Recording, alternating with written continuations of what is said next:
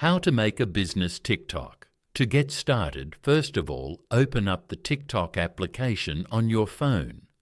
You will then be taken to the TikTok homepage. Here, you can explore and view TikTok Reels. On this page, go to the bottom right corner and tap on Profile. Here you can edit and view your profile information. Now go to the top right corner and tap on the 3 horizontal bars. Then, go to Settings and Privacy. After that, go to Account. Now tap on Switch to Business Account. Keep tapping on Next till you reach the Choose a Category page. Here, select the category that best describes your account.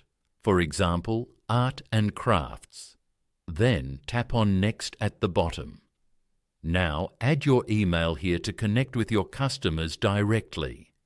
You can also skip this step if you want. Then you can add a bio if you want, or skip again. You can now try a registered business account. Following these steps, you can easily make a business TikTok.